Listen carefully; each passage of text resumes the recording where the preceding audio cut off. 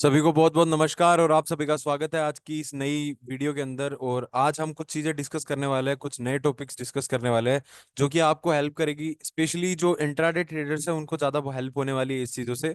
Because ये जो concept है ये बहुत ही अभी नेसेंट स्टेजेस में है और लोग इसे इतना समझ नहीं पा रहे हैं या समझना नहीं चाहते। I don't know what is going on, but this thing is very very useful. और इससे आप अपने व्यू क्रिएशन, अपने ट्रेडिंग प्लान क्रिएशन में काफी ज्यादा हेल्प इससे ले सकते हैं। तो मिलते हैं एक छोटी सी वीडियो के बाद में, इंट्रो वीडियो के बाद में, एंड देखते हैं क्या क्या चीजें हमें डिस्कस करनी है।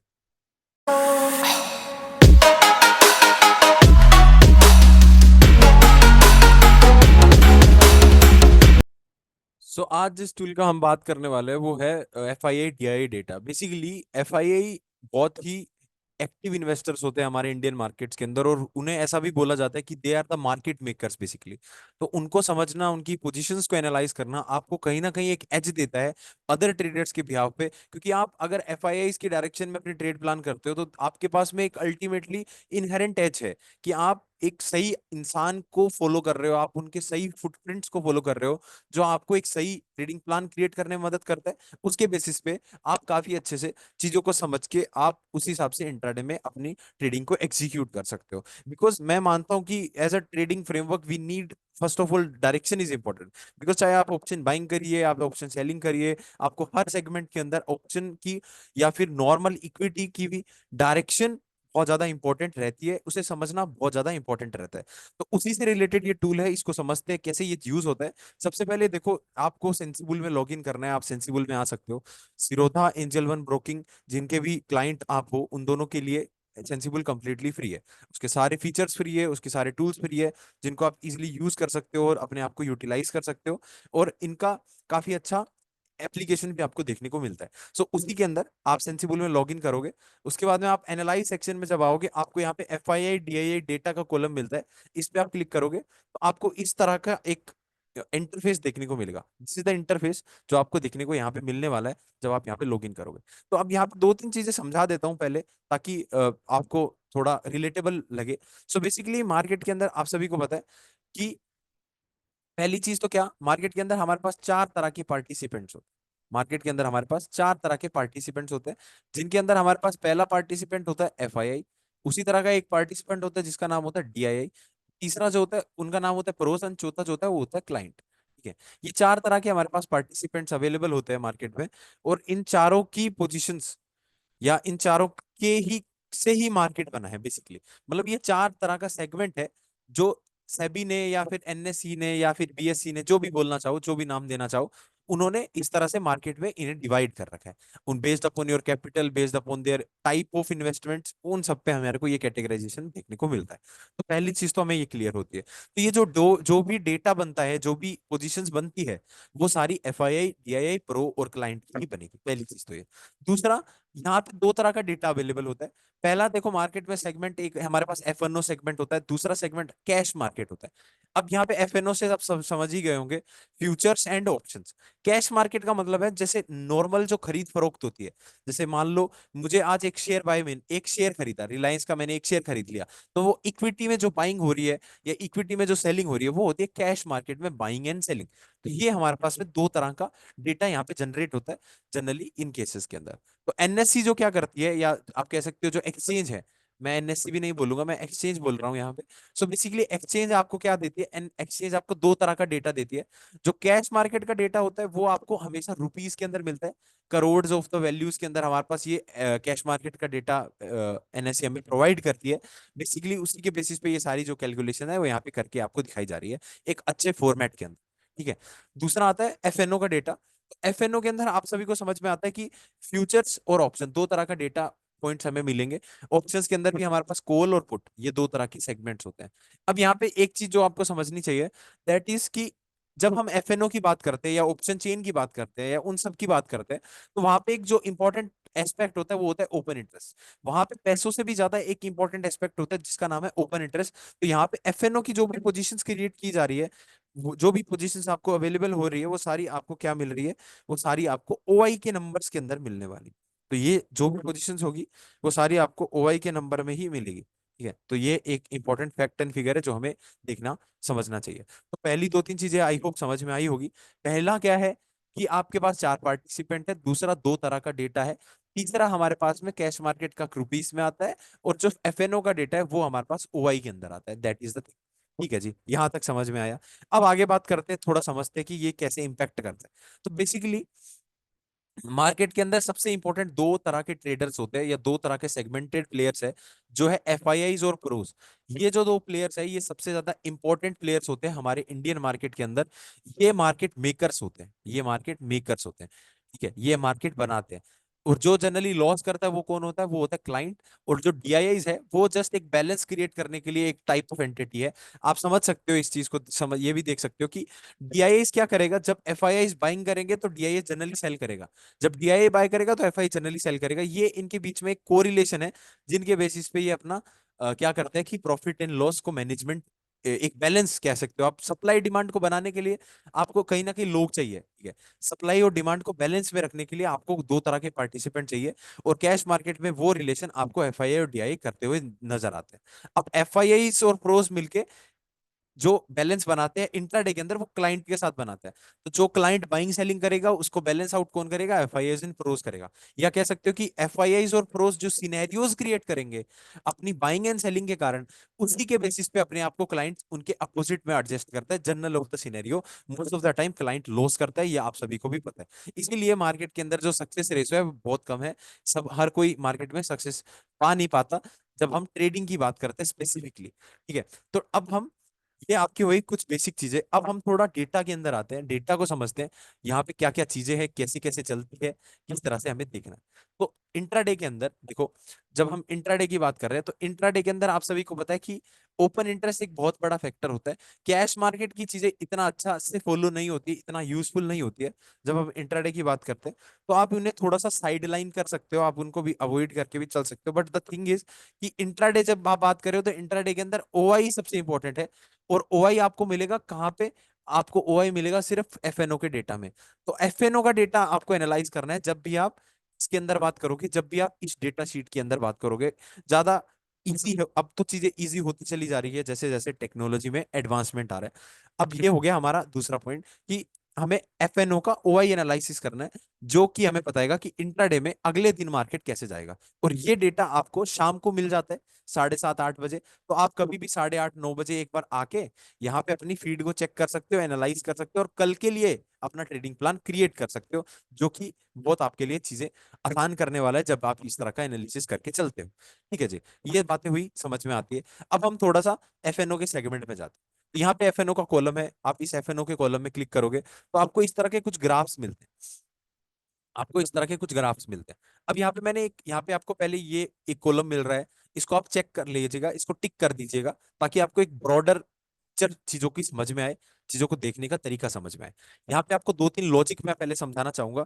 वो लॉजिक अगर आपकी समझ में आ जाते हैं तो आपके लिए ये चीजें समझना करना काफी काफी ज्यादा आसान हो जाएगी, based upon this all scenario basis. ठीक है, तो अब यहाँ पे उस सबसे पहले आपको एक दो चीजें मैं बता देता हूँ।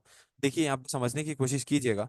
अगर आप कोई कॉल बाय कर रहे हो, कॉल बाय कर रहे हो, ठीक है जी, अगर आप कोई फ्यूचर बाय कर रहे हो, अगर आप कोई फ्यूचर बाय कर रहे हो, या फिर आप कोई स्टॉक फ्यूचर बाय कर रहे हो, तो इन सब के अंदर ये जब भी आप ऐसा कुछ कर रहे हो, तो आपके अंदर जब कभी भी आपको लॉन्ग ओआई मिल रहा है, लॉन्ग ओआई मिल रहा है, लॉन्ग ओआई का मतलब क्या होगा? आपका बुलिश पोजीशन वहां पे क्रिएट की गई, वहां पे आपकी बुलिश पोजीशन क्रिएट की गई है। शॉर्ट ओआई अगर आपको मिल रहा है, शॉर्ट ओआई का मतलब होगा आपका बेरिश पोजीशन वहां पे क्रिएट की गई है, यहाँ पे बेरिश पोजीशन क्रिएट की गई है। उसी तरह से आप पुट बाय कर रहे हो, तो पुट बाय के अंदर लॉन्ग ओआई का मतलब क्या हुआ कि आप वहां पे बेरिश पोजीशन क्रिएट कर रहे हो।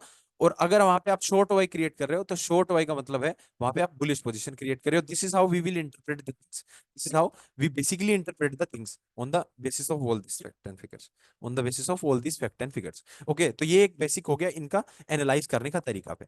अभी देखो, मैं आपको थोड़ा सा पीछे लेके चलता हूँ। ये अप्रैल का मंथ चल रहा है, और यहाँ पे अप्रैल के मंथ में आपको देखो अलग अलग तारीख के ऊपर यहाँ पे कॉलम्स मिल रहे हैं। पहले आप यहाँ पे डेटा को समझो, क्या डेटा है ये, क्या चल रहा है, इतना क्या यहाँ पे आपको अलग अलग नंबर्स मिल रहे हैं। ठीक है, अब देखो मैं आपको थोड़ा ये चीजें समझाता हूँ। आपको ये पहला वाला जो कॉलम है, आपको ज्यादा देखो इधर उधर जाने की जरूरत नहीं है, मैं आपको बहुत ही संक्षिप्त तरीके में बताऊंगा, जिससे आपको एकदम आसानी से समझ में आ जाएगी चीजें कैसे कैसे काम करती है। अब देखो, आपको जो पहले वाला कॉलम मिल रहा है, इसमें आपको सबसे पहले एफआईए का डेटा लिखा हुआ मिल रहा है। ठीक है, ये आपको एफआईए का डेटा देखने को मिल रहा है। This is your FIA data, यहाँ पे चेक हो रखा है वो। फिर ये प्रोज का डेटा, आपने को सिर्फ इन दोनों का ही डेटा देखना है, जो आपके लिए मोर देन सफिशियंट है चीजों को समझने करने के लिए, चीजों को समझने करने के लिए। तो हम पहले एफआईए का डेटा एनालाइज करते हैं। अब आप एफआईए के डेटा पे आइए, थोड़ा समझने की कोशिश कीजिए चीजें बोल क्या रही है। बाकी इन्होंने बहुत आसान आपके लिए वैसे भी कर रखा है, क्योंकि यहाँ पे कोडिंग कर रखी है, जो सब भी है इनसे आपको समझ में आ रहा होगा।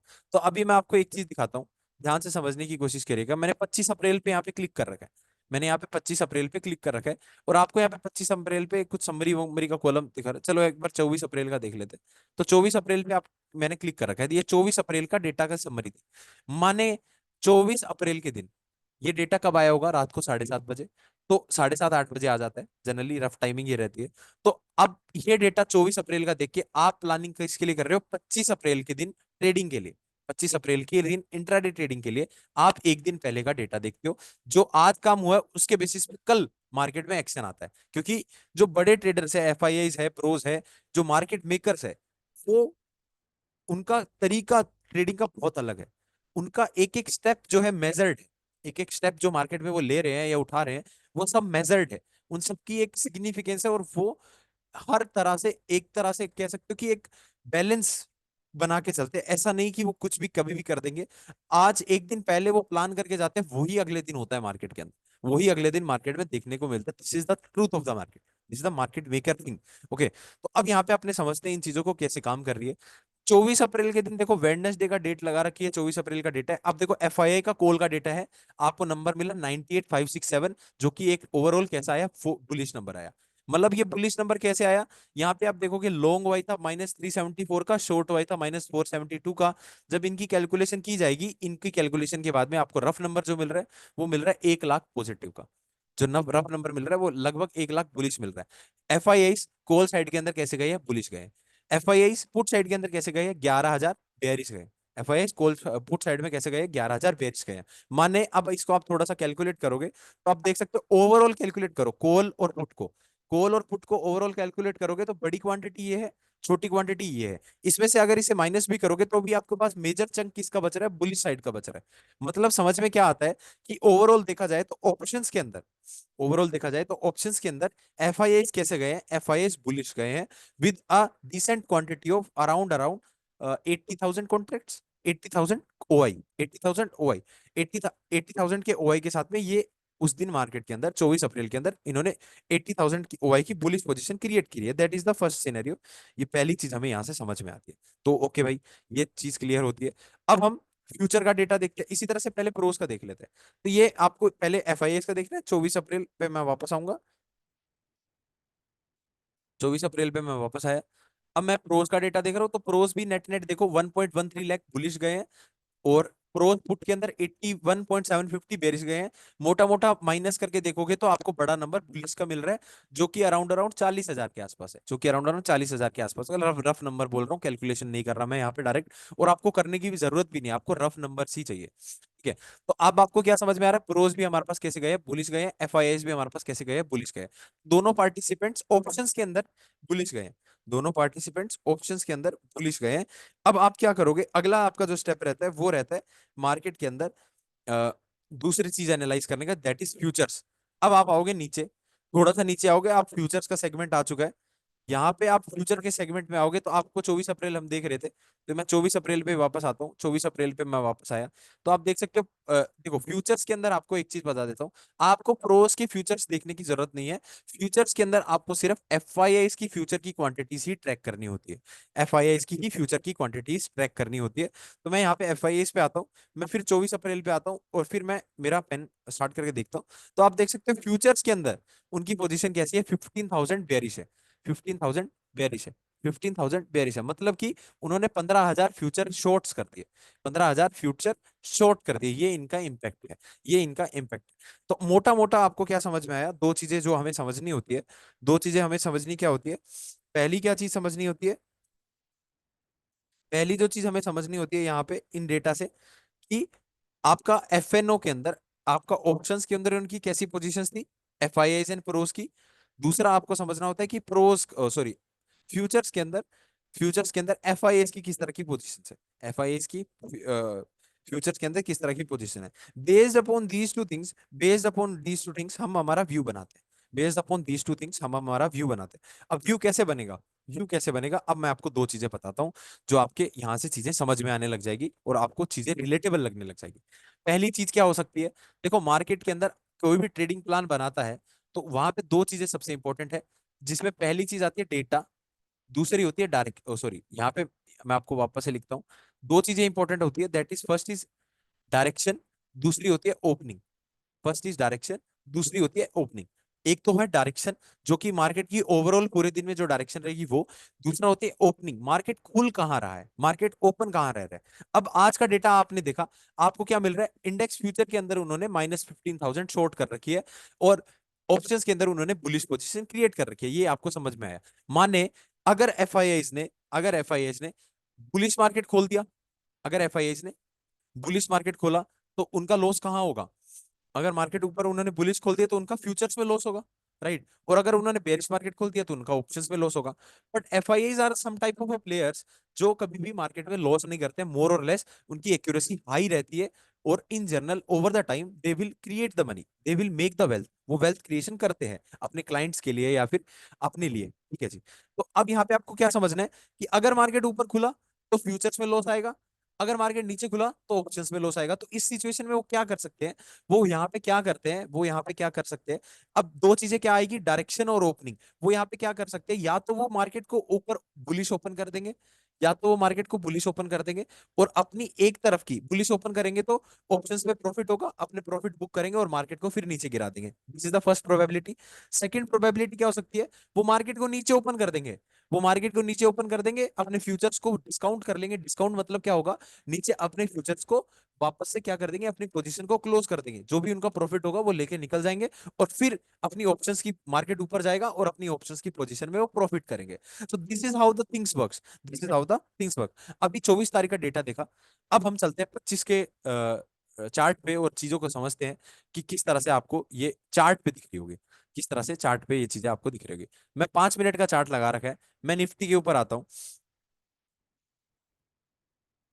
मैं निफ्टी के ऊपर आता हूँ और मैं 5 मिनट का चार्ट मेरा लगा लेता हूँ। मैंने 5 मिनट का चार्ट मैं लगा लेता हूँ, एक सेकंड दीजिए मुझे। मैंने मेरा 5 मिनट का चार्ट लगा लिया और अब मैं आपको 25 तारीख का डेटा दिखाता हूँ। देखो 25 तारीख के दिन मार्केट में क्या हुआ, मार्केट नीचे खुला, मार्केट नीचे खुला, गैप डाउन हुआ। यहाँ पे उन्होंने क्या करे होंगे, अपने फ्यूचर्स को बुक कर लिया होगा, फ्यूचर्स बुक कर लिया होगा। अब आपको पता है उनकी ऑप्शंस में पोजीशन पॉजिटिव थी, ऑप्शंस में उनकी पोजीशन पॉजिटिव थी। अब वो मार्केट में क्या कोशिश करेंगे, मार्केट को ऊपर लेके जाने की। और वही आपको यहाँ पे देखते हुए मिल रहा है कि जैसे ही अपने फ्यूचर उन्होंने बुक करे उनके बाद में मार्केट में एक अपसाइड की रैली थ्रस्ट आता है जो कि मार्केट को काफी ऊपर लेके जाता है। So this is how you can analyse the data, this is how you can analyse the facts and figures, और आप इनको यूज कर सकते हो। आप सिर्फ एफआईआई डेटा के कॉलम में आना है, फ्यूचर एंड ऑप्शन के सेगमेंट में एफआईआई एंड प्रोज का पोजीशन देखना है कहाँ पे, ऑप्शंस के अंदर और फ्यूचर्स के अंदर। सिर्फ आपको एफआईआई की पोजीशन को एनालाइज करना है, इससे आपको काफी ज्यादा हेल्प होने वाली है चीजों को समझने और करने के लिए। और आपको यहाँ पे एक ऑप्शन लॉन्ग एंड शॉर्ट का यहाँ पे ओपन रहना है। मैं कोशिश करूंगा आने वाले टाइम में इन इसके इस टॉपिक के ऊपर काफी और वीडियोस बना पाऊं और आपको इन चीजों को और डेप्थ में समझा पाऊं। अगर आपको ये सीरीज अच्छी लग रही है या आपको ये चीजें समझ के कुछ बेनिफिट हो रहा है तो आप जरूर कमेंट करके बताइएगा, अगर आपको इसमें और डेप्थ में चीजों को समझना हो तो। Till the time please Telegram channel को भी ज्वाइन कर लीजिए, वहां पे मैं डेटा एनालिसिस डालता रहता हूँ, चीजों को समझाता रहता हूँ, मेरा व्यू डालता रहता हूँ, जिससे आपको अपने ट्रेड को मेंटेन करने में आपको काफी हेल्प होगी। So thanks for watching this video guys, मिलते हैं नेक्स्ट वीडियो के अंदर कुछ नए कॉन्सेप्ट्स के साथ में। Till then Tata.